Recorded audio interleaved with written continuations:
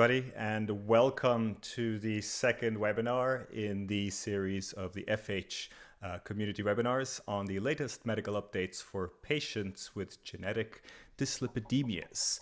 This webinar is being recorded and will be available on YouTube afterwards. My name is Miguel Neves, and I will just be your host, and you'll be hearing from the speakers very shortly.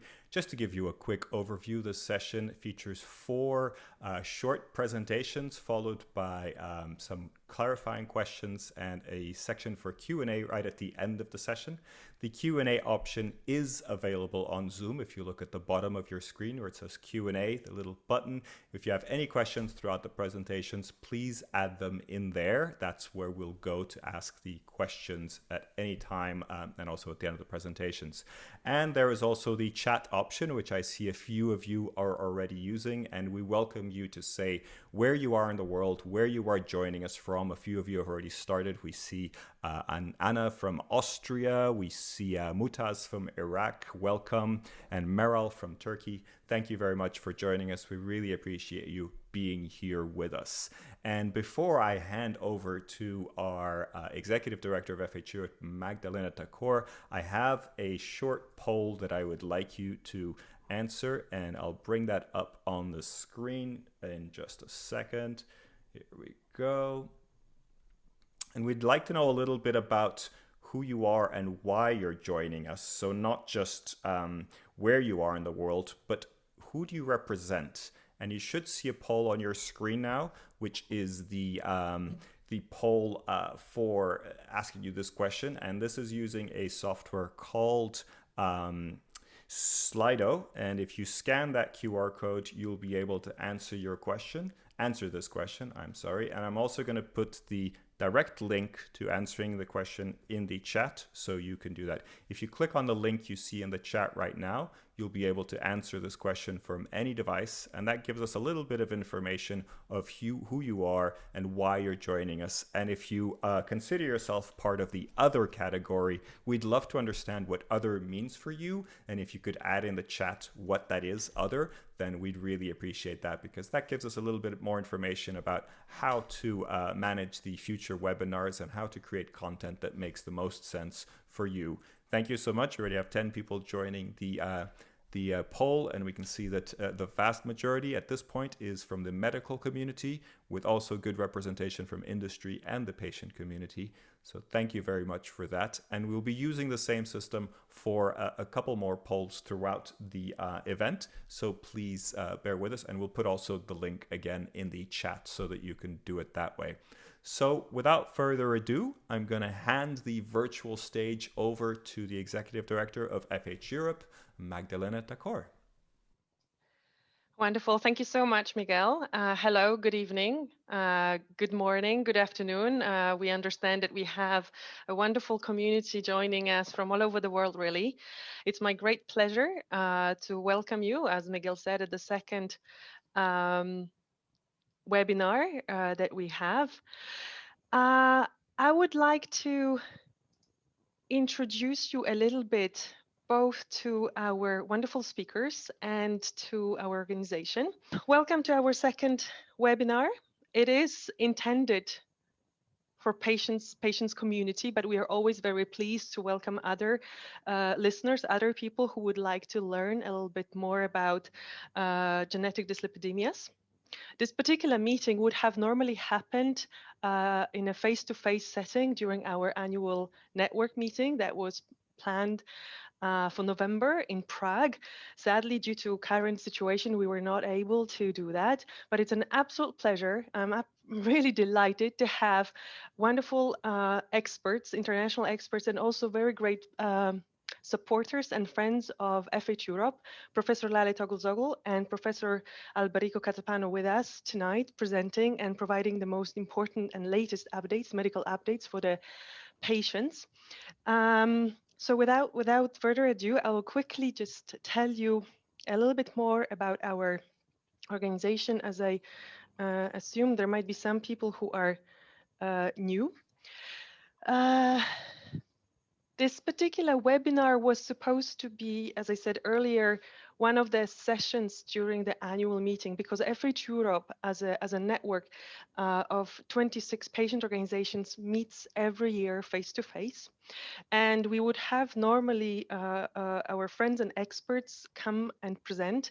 As I said, that was not possible. And as a result, we have a cycle of 3 webinars. One took place already 2 weeks ago about the Global FH Registry with our partners from the EAS FHSC Global Registry.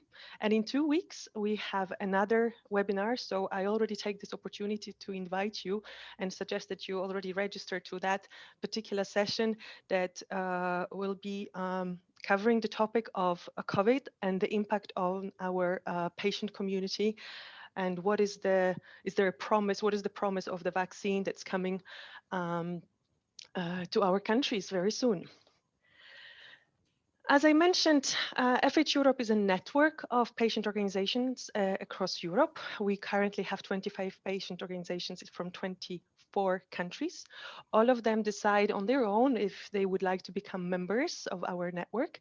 They always preserve their independence in the activities. However, we all have one main purpose and goal at heart, and that's to work towards prevention of premature cardiovascular diseases with a specific focus on familial hypercholesterolemia, because it's such a huge public health burden.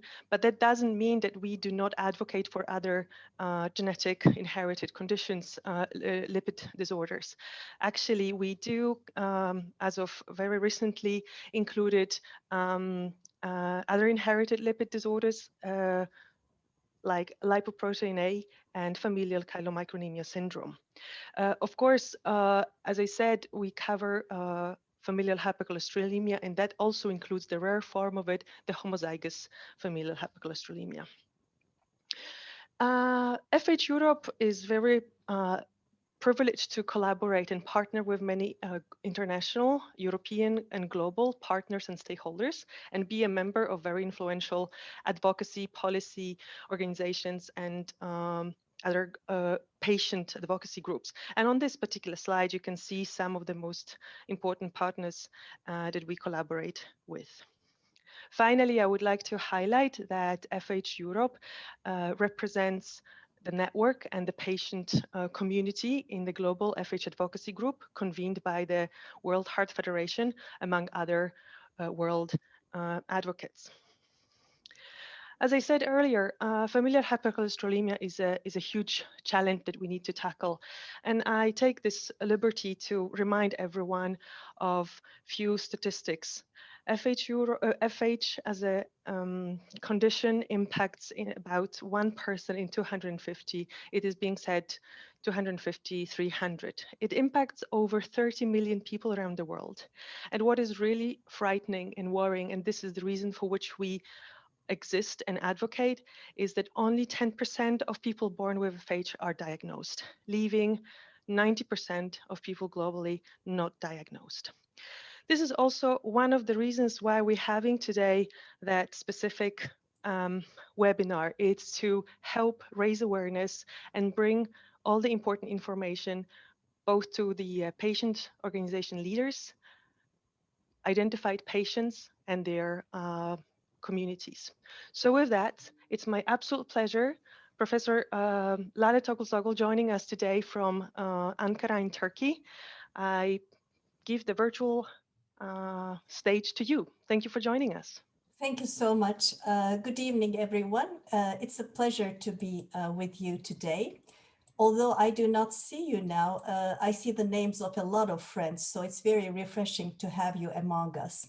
So what I will do today is do a very brief overview of the dyslipidemia guidelines. These are very recent numbers from this year showing the cause of death. And as you can see here, about half the deaths in Europe are due to cardiovascular disease. It's an equal opportunity killer. So women and men are just as affected. And as you can see in these statistics, middle income countries have a higher rate of death from cardiovascular disease. This is from a study we did a few years ago looking at coronary artery disease heart attacks in patients less than 50 years. And we found that all over Europe, about 12% of the patients have early heart attacks. And this is a shame because the disease, as we know, is preventable. We know that the disease is a chronic risk factor driven disease. So it starts very slowly. The patient is asymptomatic without any problems for a long time. But in the end, it usually ends up with a heart attack or a stroke. And in some patients, the first manifestation of the disease may be the heart attack or the stroke. This disease manifests itself either as a heart attack or a stroke, or occlusion of the arteries of the legs, which we call peripheral vascular disease.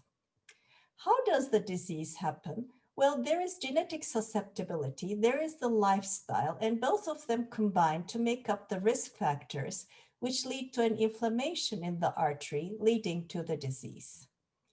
There are several risk factors, but the most important ones we know, in addition to LDL cholesterol, are high blood pressure, diabetes, smoking, and also we know that physical inactivity, sedentary lifestyle, bad diet, and several psychosocial factors are also effective. We know that LDL cholesterol initiates the whole process by accumulating in the arterial wall. And once it starts accumulating there, it's captured there, cannot go out, and starts a huge inflammatory reaction, inviting a lot of cells there as well as more accumulation. So this will lead to a big plaque like the one you see here, narrowing the artery and making the patient feel chest pain. And eventually, as this plaque becomes too much fat-laden, it will rupture. A thrombus will occur, occluding the artery, and the patient will have a heart attack. And we know that by reducing LDL cholesterol, we can not only decrease the cholesterol content of the plaque, but also stabilize the plaque, preventing the heart attack. We have learned over time that in more than 160,000 patients, lowering LDL cholesterol reduces cardiovascular events. And for each 1 millimole reduction, you reduce events by around 20%. If you are able to reduce it by 2 millimole, you will definitely help the disease rate. So it is really, really worth decreasing your LDL cholesterol. The main principles of the guidelines, therefore, are first, determine the risk of the patient, then plan treatment intensity according to the risk, and as risk increases, increase the intensity of the treatment. Here you see the score chart we use in Europe to determine the risk of the patient. Familial hypercholesterolemia patients do not need to use this, but for other patients without any symptoms, by looking at a few parameters like smoking, blood pressure, cholesterol, gender, you can roughly calculate the risk. And as it becomes more red, the risk increases. So this chart roughly determines the 10-year risk of deadly cardiovascular events. But if the patient already has cardiovascular disease, diabetes, chronic kidney disease, or familial hypercholesterolemia, they will be automatically high or very high risk. So you do not need to go to the chart. In familial hypercholesterolemia, their 10-year risk of fatal events is 5 to 10% if they have no other risk factor and no known cardiovascular disease. However, if they have another risk factor or known cardiovascular disease, then the risk becomes very high risk, which is 10% or more. Lifestyle changes are extremely important for everyone, but more so in patients with high cholesterol. Although you may not be able to get to the guideline recommended goal by lifestyle alone, it has several different advantages. So it's really worth trying. And depending on patient variability, it can decrease your LDL cholesterol 10 to 20%. Avoiding dietary trans and saturated fats increasing dietary fiber and phytosterols, reducing excessive body weight, dietary cholesterol, and increasing habitual physical activity have all been shown to be useful for decreasing LDL cholesterol. Here is the major take-home message from the guidelines in terms of goals. For patients with high and very high risk, so all the FH patients will be there, we will require at least a 50% reduction from the baseline with a goal of 70 milligrams per deciliter for high risk, and this is 1.8 millimole per liter, and 55 milligrams per deciliter for very high risk, which is 1.4 millimole per liter. These goals are coming from several combination randomized trials showing that if you get to this goal, you can further reduce events. And you may recognize that these goals are a little more aggressive than the previous guideline because new data has emerged since the previous guideline about the importance of lowering LDL cholesterol. If we decide to start treatment, the first drug of choice is high-intensity statin up to the highest tolerated dose to reach the goal for the patient. But if goals are not achieved with this, then combination with ezetimibe is recommended. For patients who are at very high risk and still not at goal, a PCSK9 inhibitor is used to get to goal. And by using these medications, you can lower your LDL cholesterol 30 to 50% with statins, an additional 15 to 20% with ezetimibe. So if you use a triple combination, including PCSK9, you can reduce your LDL cholesterol by 85%. Familial hypercholesterolemia, as you all know, is a common genetic disease characterized by high cholesterol, early atherosclerosis, and even aortic stenosis. And several genetic mutations have been described to define this. We should consider the possibility of FH in everyone who has a very high LDL cholesterol, especially when there is a personal or a family history of early cardiovascular disease. We know that FH patients have lifelong exposure to LDL cholesterol. So from very early ages on, there is cholesterol accumulation in the arteries. And there is a certain threshold reached after which this accumulation will lead to a heart attack. And patients with homozygous FH will get to that threshold very early, heterozygous FH later, and no FH even later. So what we are all trying to do is to prevent these events before they happen by lowering LDL cholesterol. For homozygous patients, the LDL is extremely elevated. There are two major genetic defects in the LDL gene. They're the xanthomas, aortic stenosis. As you can see, the xanthomas in the figure here. And coronary heart disease starts very early in childhood. For heterozygous patients, they still have high LDL, but not as high. And there's one major genetic defect. And here the coronary heart disease starts between 30 to 60 years, depending on other circumstances. There are easy ways to suspect familial hypercholesterolemia, even if you do not have access to genetics. And this is the Dutch Lipid Clinic Network diagnostic criteria.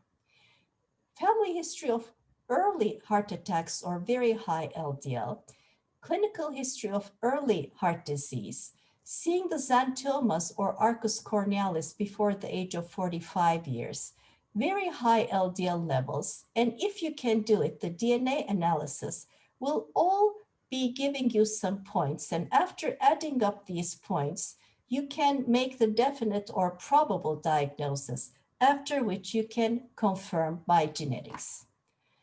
For the treatment of FH, it is similar to all other hypercholesterolemias in terms of lifestyle modifications, statins, ezetimibe, and PCSK9 inhibitors.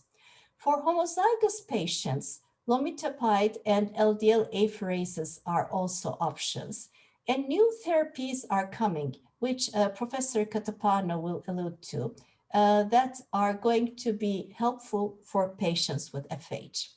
So this was a very brief overview. And as you can see here, the threshold is reached very early on with FH, slightly less so with heterozygous patients, but you can actually change the trajectory of disease by giving treatment to these patients.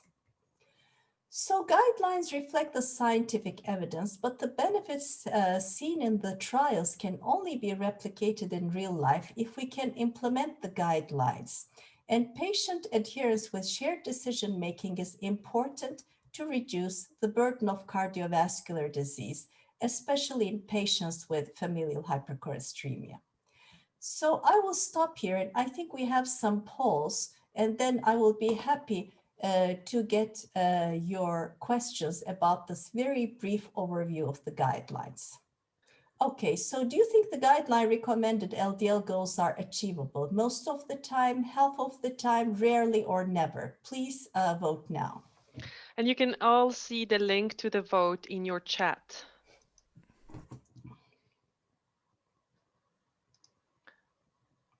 As everybody is voting right now, I just wanted to say how interesting your presentation has been, Professor. We already got some questions coming through. I would definitely encourage everyone to take this incredible opportunity to have top experts with us today present for our community to ask you questions.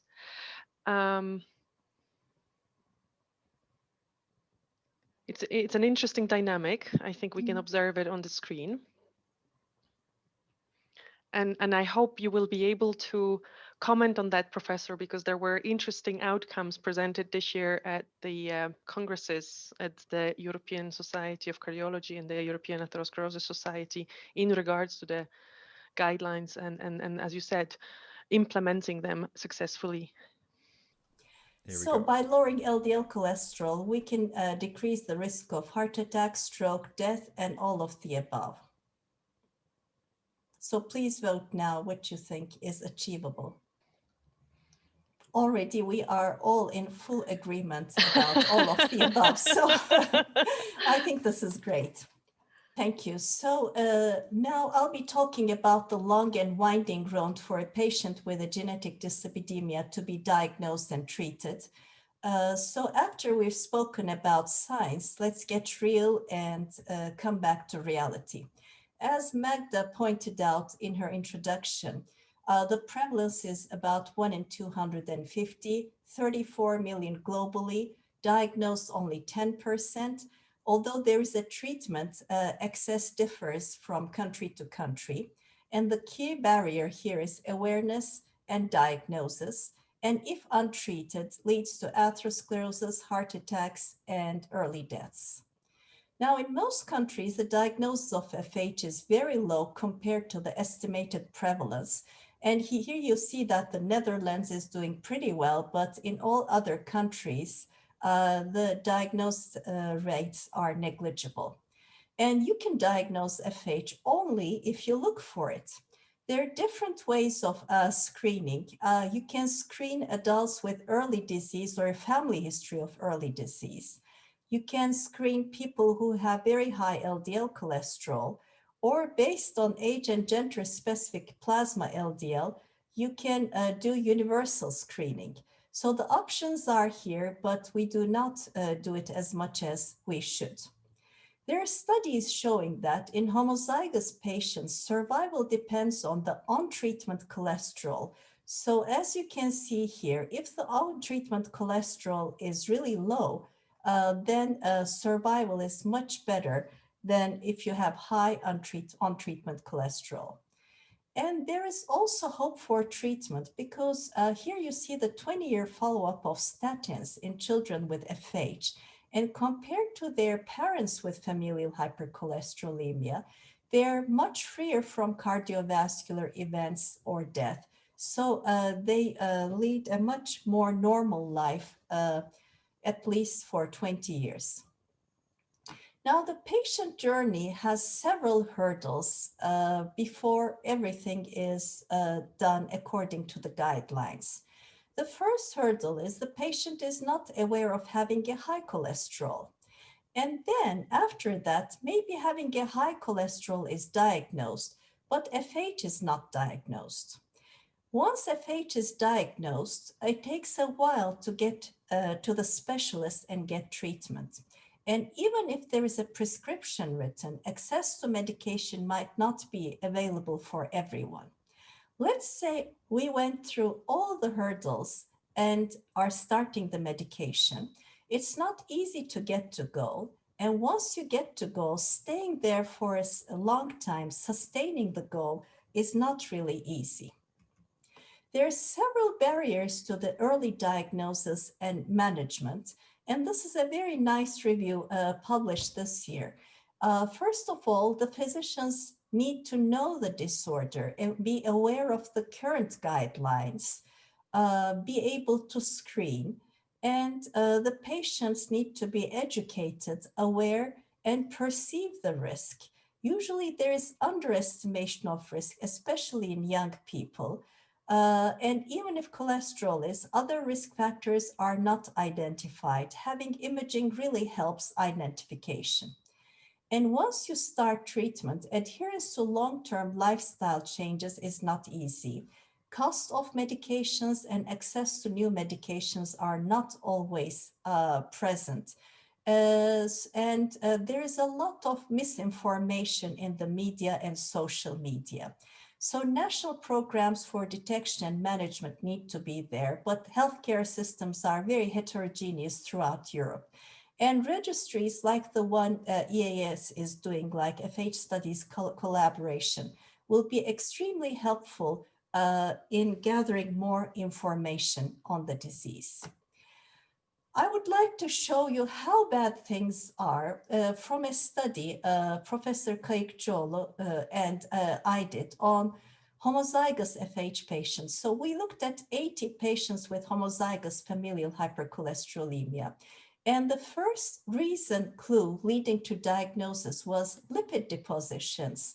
Ischemia-related symptoms came later on, which means that we were already too late in diagnosis. And very rarely was the patient diagnosed by screening. And as you can see here, most of them went to a pediatrician, some of them to a plastic surgeon. So it took a while for them to come to the lipid specialist. Here you see the age at first symptom, which is 10, but age's first cholesterol measurement is 12 and diagnosis 13. So there is a huge phase before the patient gets proper treatment. And of the patients on apheresis, the apheresis frequency was suboptimal. And if you ask why, you see that when we ask how far do you need to travel from your home to the apheresis center, and there are quite a number of them in our country, but of course it's a big country, you see the time spent for travel and all that. So it's not an easy life. Life became even worse with the COVID pandemic. And in the next webinar, Professor Kayıkçıoğlu will mention another publication we did together about how the pandemic affected the patients. They didn't have access to treatment and had several unhealthy lifestyle behaviors, as well as psychosocial stress. So I will leave that to the next webinar. So as you can see from what I've talked about, scientific progress, wonderful therapies, goodwill, do not extrapolate to real life 100%, where the patients are much older, sicker, have several comorbidities. Here you see a slide from the EURASPIRE 5 study we published last year in several countries in Europe. And here you see that in reality, only a third of the patients with coronary artery disease get to goal, although most of them are taking some medications. And there are several reasons for this. You see that even if the patient is recommended a high intensity cholesterol lowering treatment, at the 6-month follow-up, most of them go to a low dose, some of them totally stop. So inertia starts even if the patient is in the hospital and continues at each level. DICES is another huge study done in Europe and Canada, and this study found similar findings. So in a large group of outpatients, only half of them were at goal, and those who were taking the higher statin dose, combination therapy, or were being treated by a lipid, endocrine, or cardiology specialist were doing better. Goal attainment in familial hypercholesterolemia outside Western Europe has recently been published, and it's in about a third of the patients. We have very recent data from the Da Vinci study looking at 18 European countries on lipid management, and here you will find the answer to the poll we just made. So this was a large study describing how lipid-lowering therapy is used in Europe, and both primary and secondary prevention patients were studied. So this is not an FH-only study. This is for all high cholesterol patients. And close to 6,000 patients were enrolled, mostly secondary prevention and some primary prevention. And these are the key results. As you can see here, the majority of patients were receiving not high, but moderate intensity statin and only monotherapy. Only a third, only 28% were taking high intensity statin, only 9% were getting ezetimibe, and 1% getting PCSK9 inhibitors. And 1/3 only were able to achieve their goals. So those who said rarely, I think, are the ones that are right. So this is real life for you, in contrast to what we're saying in the guidelines. There are several drivers of the treatment gap, from patient-related barriers to physician-related barriers, and of course, healthcare system-related barriers. Healthcare system restricts the time spent between the physician and the patient. The cost of medication, reimbursement policies vary widely. Of course, the physicians may be poorly aware about patient adherence, may not have time to explain. There are several reasons for this, but all this will lead to non-adherence, under-implementation of guidelines, and full statin dose and combination therapy in those who need to be underutilized. To call attention to this, a group of scientific experts, advocacy leaders, public health officials, and individuals with FH from 40 countries got together this year, and we wrote a global call to action on familial hypercholesterolemia. And World Heart Federation was with us in spreading the message and writing this paper. And in this paper, we recommended to raise awareness, increase advocacy, screen more, treat better, guarantee care for severe and homozygous FH, develop plans, do more research, fund more registries, and understand value and cost.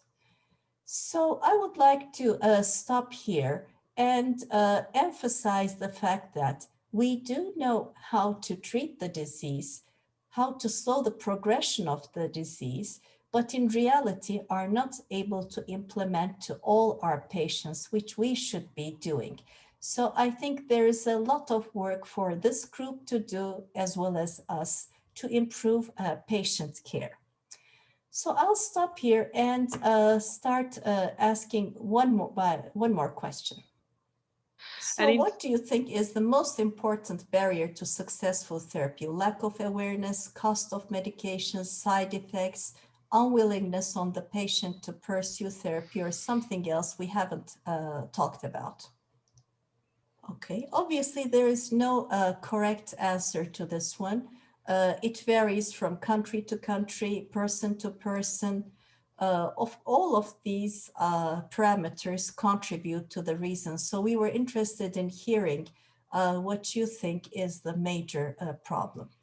So it seems that our audience thinks lack of awareness is the major problem, but cost of medications, unwillingness to pursue therapy, and side effects are already also contributing. So thank you very much, and I'll be happy to answer questions. Thank you so much, Professor. There were plenty of questions coming through the chat and the question and answer section. I was pleased for you to bring so many important aspects, especially around what can we as a patient advocacy community do, and what can we do together with medical community to change some of those dynamics and trends. As you said, it's a lot of work and a lot of engagement on both sides. With that, if you agree, Professor Catapano, we will hand the virtual stage to you. And then, as I said, because there's a lot of questions, maybe we can answer those together at the end. Okay? Now, let me take over from what Professor Togoglou said and move rapidly through the concept of emerging therapies. I will just make a couple of points. You have heard about homozygous FH and the frequency of homozygous FH, which is being revised recently from 1 to a million to 1 to 200, 250,000. This is the range is reported in this slide here. However, what I wanted to address with you is that please don't get misled as patients on the definition of homozygous FH in terms of genetics as compared to the definition of homozygous FH in terms of severe or clinical presentation. By genetics, just by genetics, the definition of homozygous means the same mutation on the two alleles. And that would be the definition of homozygous by genetics. While there is heterozygous forms, and this is a compound heterozygous with two different mutations. This doesn't mean the clinical presentation is more severe in the homozygous, genetically speaking. So that's why you have to look to the LDL cholesterol. In other words, you have in homozygous FH patients with 300 to 280 of LDL cholesterol, and in a compound heterozygotes, you may have 800. So levels of cholesterol make the difference. And this is an important, first important point. So genotyping is important. It's important because there are a number of different mutations on the LDL receptor, which is highly polymorphic. And the vast majority of cases in FH, even in homozygous, is to the LDL receptor. ApoB and PCSK9 come later on. Treatment and management. You have heard about that, and this is what we have available today. Now, I would like also to talk briefly about some other forms of rare disease, and this is very high triglycerides. I will suggest strongly you to look at this presentation from Professor, this paper. This is a consensus paper from our society. Lead author was Robert Egeli, was presented in Lancet Diabetics last year, this year actually. And this is about severe hypertriglyceridemia. That means a condition in which you have a largely monogenic definition, which may also be polygenic, and the severity of the disease is linked to acute pancreatitis. These subjects have a number of mutations. Many of them are related to lipoprotein lipase or triglyceride removing activities. And this is the presentation, completely different. It's not going to kill you by interfering with your arteries, but it's going to put you in threat of having pancreatitis. Some of the hallmarks are this kind of presentation, like eruptive xanthomatosis, you can see it here, and lipemia retinalis that you can see here on the back of your eyes. And what happens usually abdominal pain, especially when you have high fat diet and recurrent acute pancreatitis. The diagnosis is in an algorithm that we have produced there, and it goes when you have a triglyceride above this level, 875 milligram per deciliter or 10 millimoles of triglyceride, you will probably be confronted with this kind of monogenic decalomicronemia. What's the management? Well, so far it's been plasmapheresis, plasma exchange.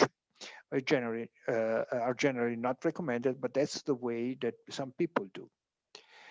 Now, why I posted that, and I want you to follow me briefly here. Now, as patients, you are witnessing a complete change, a complete revolution in the last few years in the way severe dyslipidemias and genetic dyslipidemias are treated. We are not anymore to the point where we have only the drug you will take once a day, but we have moved a step forward. You have witnessed that with monoclonal antibodies, PCSK9 inhibition, but now we are moving one step further. We have gone into LPL gene therapy, and now although this has been suspended, there are other approaches now going to LDL receptor activity in people with homozygous FH by expression of genes in the liver. But then we are using antisense or small interfering RNAs in therapy targeting proteins that are involved on lipid and lipoprotein metabolism and in atherosclerosis. Why I'm saying that? Because now we are able to interfere with the RNA that is the code that produces the protein. And that happens mainly in the liver. Those targets I just mentioned to you briefly over there have been identified by genetic studies, by Mendelian randomization studies, by a number of genetic approaches, and also from patients carrying those mutations, obviously. But now we are witnessing the change here. We are going to treat not with something that interferes directly with the protein, but we are going to treat with something that interferes with the production of that protein. And this can be done either with antisenses, and there are some problems there we can discuss later, or by synthetic small interfering RNAs that are more or less a double strand of bases that are used to couple with the RNA. This is something, a general overall scale, but what I wanted you to address now, we are at the point we inject a small interfering RNA, we inject an oligonucleotide, and that will target the liver through a pathway that has been elegantly carried over right now, that is the GalNAc.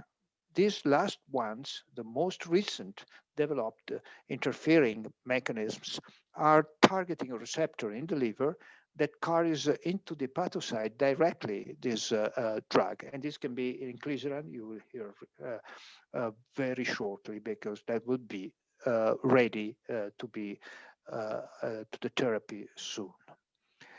And this is the activity. You can see now it's not once a day. For small interfering RNAs, the administration may even be twice a year sometime. And this is the level of efficacy at reducing LDL. 50% more or less sustained long time. There are other targets though. One of them is LPLA. LPLA has been discovered a long time ago, but still there is discussion on how to address this, how to reduce it. And now by this technology, we are able to directly address the question, reducing LPLA, we will do that. And this is important because there are families in which you have as a main trait, high family hereditary, high level of LPLA. And this LPLA is a risk factor that has been documented in Mendelian randomization, in genome-wide association, in epidemiological studies. So there is robust evidence there. And we can do that by antisense oligonucleotide that will be able to decrease LPLA. And this slide depicts for you how deep you can go. So again, you have now something that can address LPLA. To date, there were drugs that concomitantly by reducing LDL will also reduce LPLA, but not to this unprecedented low level. So be aware of that as well.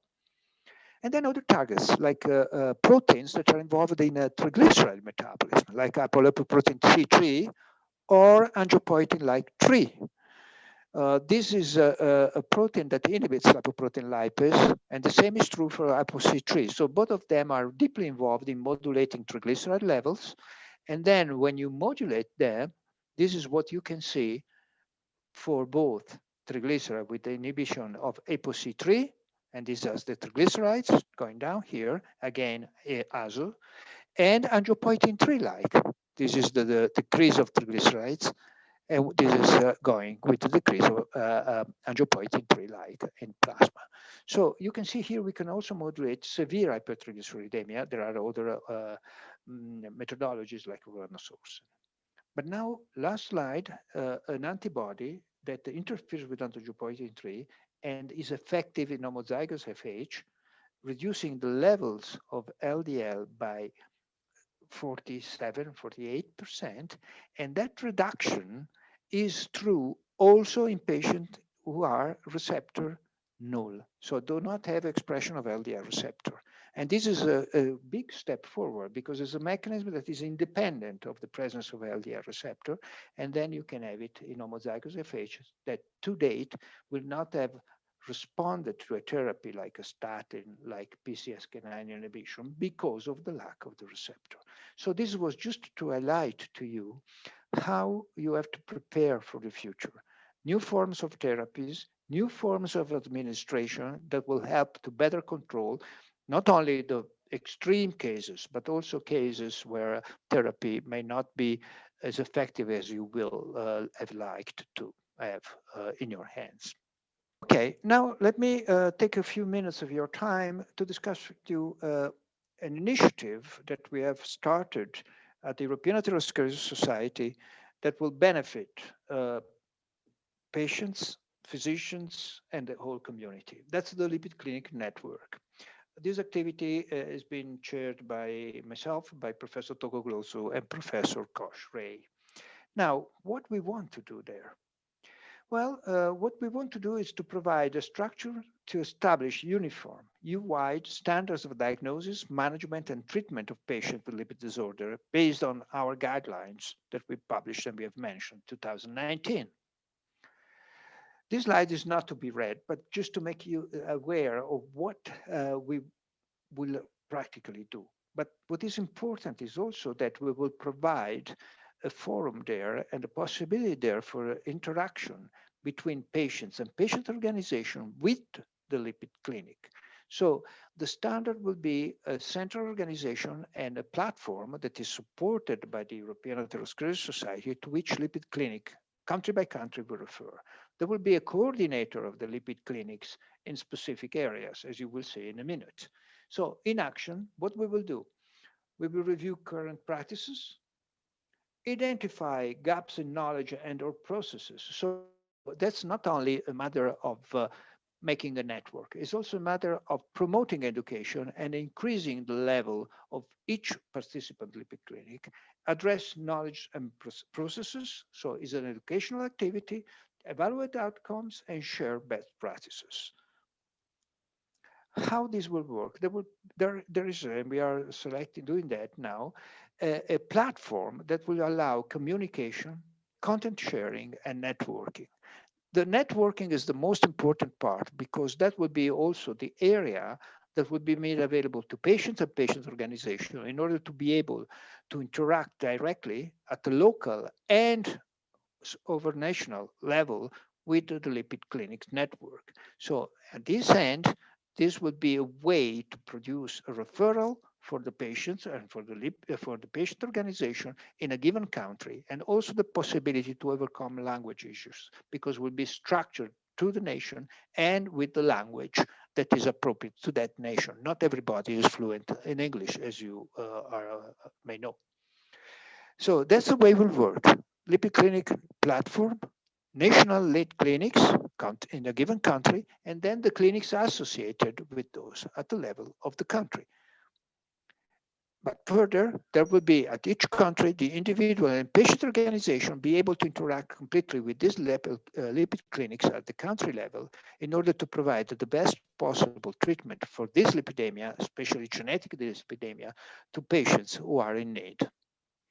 And let me show you an example how that works. In Italy, we have such a structure already going because it was established some years ago. And this is the lipid transport disorder genetic network in Italy that counts on about 50 lipid clinics throughout Italy that is coordinated by our center in Milano. What we do is we provide advice to the patients and the possibility to the network of lipid clinics to have meetings as well as to be able to provide genetic analysis for the samples of, in this case, of FH people who were sent to us.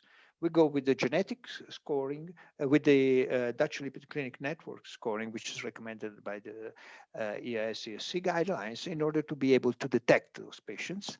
And then you can see here what we do. We do the DNA library.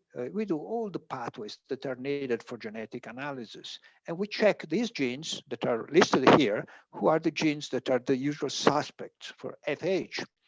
In addition to that, we also provide some information about the genetic polygenic hypercholesterolemia. You can see here the genes that are sequenced, the polymorphisms that actually are looked upon. And then we do also a cardio score that is largely independent from lipids, but is dependent on other factors. And this is a sort of report we give to the clinic, and the clinic can give it to the patient. So the patient will have access to his genetics, obviously.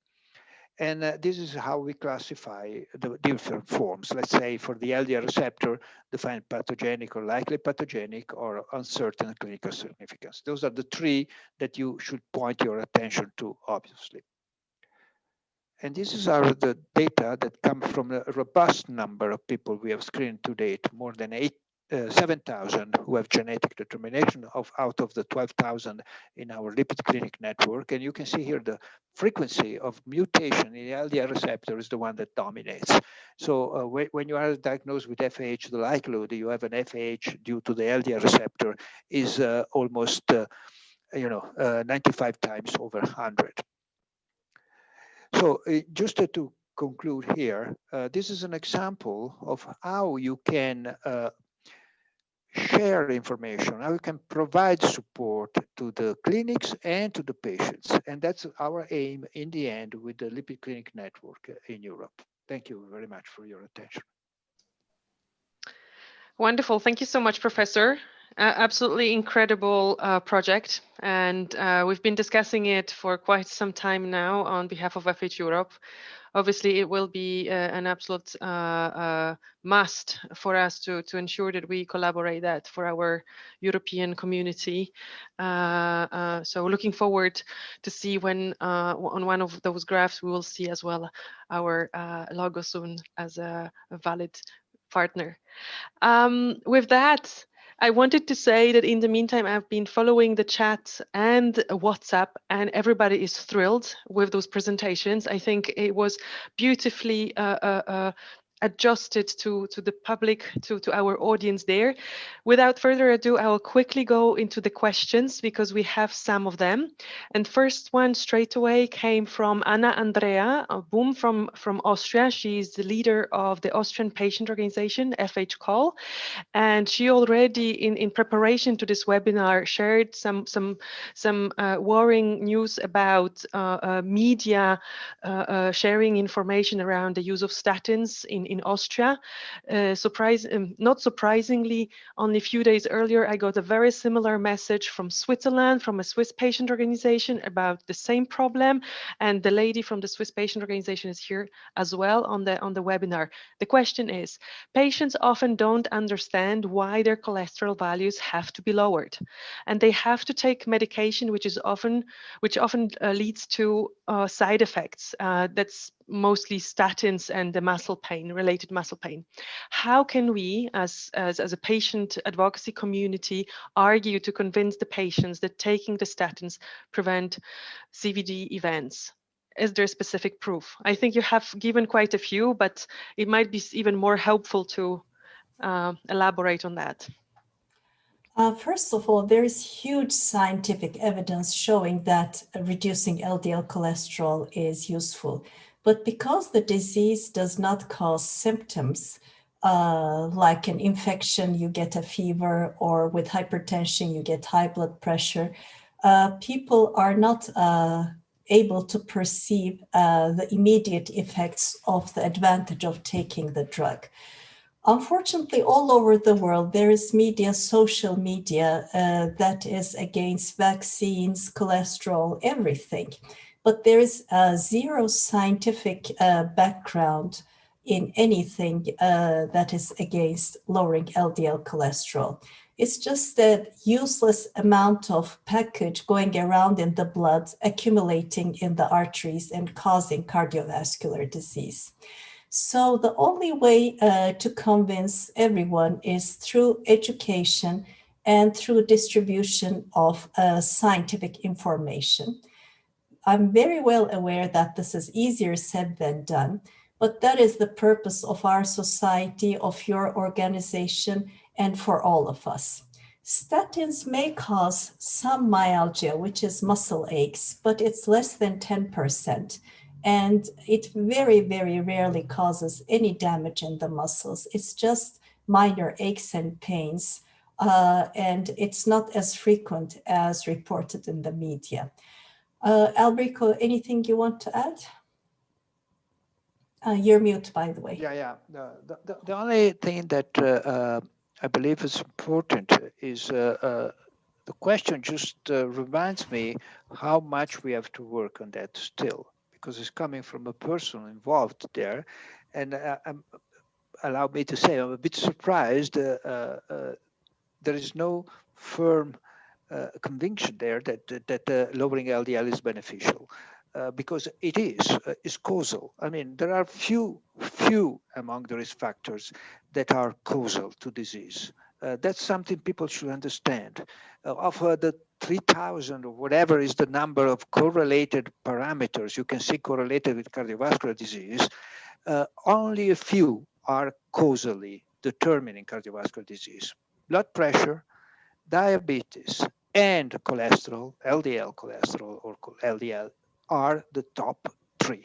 So and smoking. Why? And smoking, but is not a biological thing. So why we don't grasp that? If we are not convinced of that, and perhaps it's our fault, Lale, as a society, we don't stress that enough.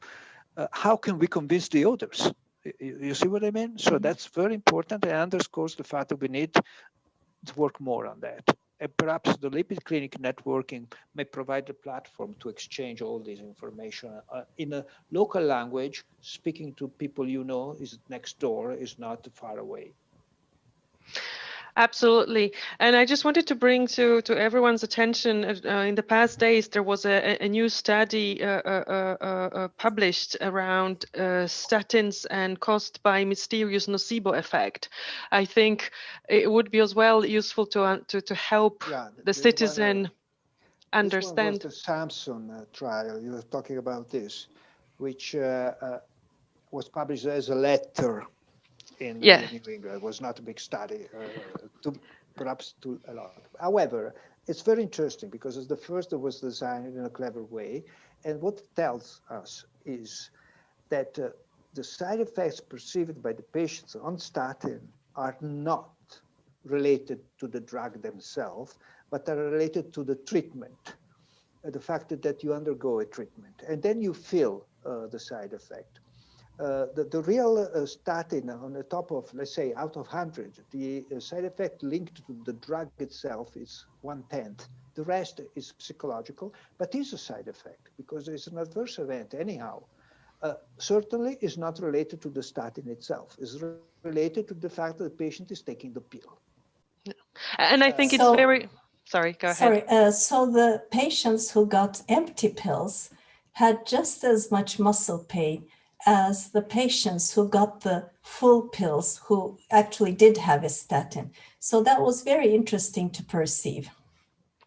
I have this ad hoc idea, and obviously we will need to verify that. But if we feel that the patient community across Europe is constantly facing those challenges, and it would be useful to equip them with either saying ammunition and support that with studies on different fronts to fight misinformation on in their local TVs and newspapers. Either saying we should work on that. We should work on electronic leaflets, and maybe another webinar with your participation and other experts and patients to have a discussion, because it's a pan-European issue. We know that.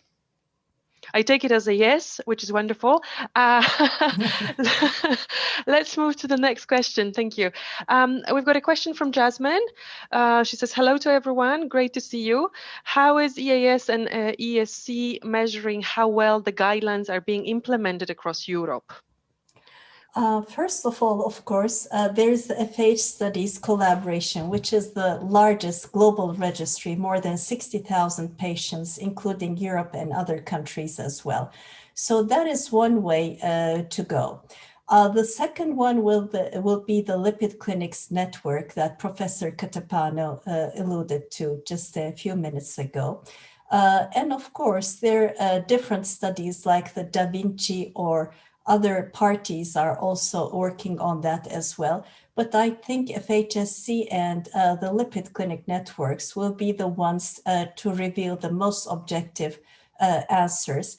By the way, Jasmine, I'm delighted that you're attending this webinar. Hello. It's a shame we had to do it in a format of webinar. I wish we could have seen everyone Yes. and everyone's faces. It's either or. We cannot have everything, but we know who is here, which is lovely that people from all over the world are following, and that you both are attracting that group of advocates. Wonderful. Another question from very active patient advocate from the UK, JP Corey. Is there a diagnosis code for elevated LPA across Europe? Unfortunately, not yet. That's definitely that's definitely one of the tasks that the FH specifically community was doing and successfully implementing in some of the countries. We have examples of that. I think one step at a time, we need to ensure that we have a lot more advocates involved and we can do it. I must recognize here the work that Sandra Tremolis did with the LPA Foundation in the US. She was very perseverant and she succeeded to do that in the United States. Yeah. Thank you for that. Another question we have, I just need to make sure that I can see those. Another one from JP. Professor, are there similar data available on polygenic hypercholesterolemia? Also, can your LDL cholesterol be too low, for example, 0? Lale, shall I start? Or? Go ahead, please. Okay, for the polygenic hypercholesterolemia, we have all polygenic hypercholesterolemia, if you wish, in a sense that there are polymorphisms there, and the score goes, depending on the scores, from 0 to 24. No one, very few have 24, and very, very, very few have 0. So it's a distribution there. The polygenic form is a form that is milder than the one that is underlying the heterozygous FH, for instance, but can bring you to the conclusion that you have FH. There is a seminal paper by Steve Humphries and Philippa Talmud on that, indicating with the Simon-Broom criteria, which is more relaxed than the Dutch Lipid Clinic, nevertheless, indicating that a substantial number of people having had this condition of diagnosis of FH have a polygenic form. Having said that, if this is as impactful on the outcomes, clinical outcomes, as the monogenic form, I doubt. I doubt because the polygenic form expresses itself later in life. It's not as early as FH. So the area under the curve of the exposure that Professor Togoglozzo was showing is lower. So yes, you can diagnose them as a FH, mistakenly, probably, but at the same time, they are probably at lower risk. We are addressing that nowadays in our population in Italy. As I show, we have more than 7,000 people who have this scoring, and we are seeing whether this is reflected also in the clinical outcomes. No clear answer yet. Having a cholesterol of 0, you can have also minus 20. Recently, I've seen some of those reports because of the mistakes in calculations. Some people those calculate with the Friedewald formula, and when you go low, for instance, with the PCSK9 inhibitor with the LDL, you can have these reports. Having said that, independent of the way you value, having an LDL of 5 or 10, to date, has been shown not to be related to any adverse event in randomized clinical trials. We have to admit, though, for the time being, we have followed these people for a limited numbers of years. So we do not know what will happen in the future. If you want my personal opinion, nothing will happen. However, it's only an opinion. So we have to be careful and look at it and continue with pharmacovigilance in order to be alerted. Any adverse event will correlate with that. And also to emphasize what Professor Catapano said, when you get a measurement of 0, you have to be wary of the fact about how it was calculated. There are newer formulas now than Friedewald that calculate a little better. Of course, direct measurement is the best way to go, but is not available in all clinical labs. You may need to refer. Thank you. I would like to encourage everyone who is on the call to please provide your feedback to questions if you have any additional clarifying questions. There are 2 questions, one from Russia and from Iraq. I would highly recommend that maybe the one from Oscar, we maybe do it offline because it's a very specific patient case, and I would want to make sure that we take it off webinar. But I would definitely, as I encouraged everyone to ask questions, I would invite you please to respond to that. And with that, I suggest we respond to a question from Mutaz from Iraq. Can you see that?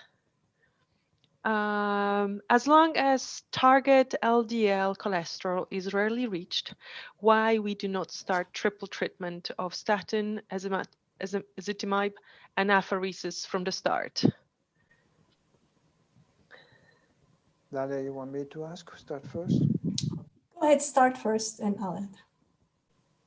Okay. It depends on the patient you have in front of you. Statin plus ezetimibe works. If you're talking about a severe heterozygous FH, because this will be the condition, a PCSK9 inhibitor may not be able to take you to the goal. However, please bear in mind that if you put together ezetimibe, a statin, high intensity, ezetimibe, and PCSK9 inhibition, you can anticipate as an average 85% reduction of LDL. So to get to a goal, let's say, of 55, you need to start from above 300, not to be able to get to that goal. So it's already something that just 5 years ago was unbelievable.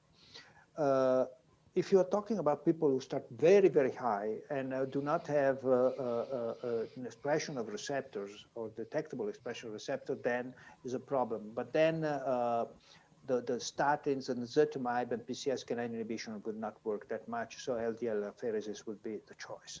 I wouldn't choose LDL apheresis as the third approach therapy, but I will choose the PCSK9 first and see how they respond to therapy.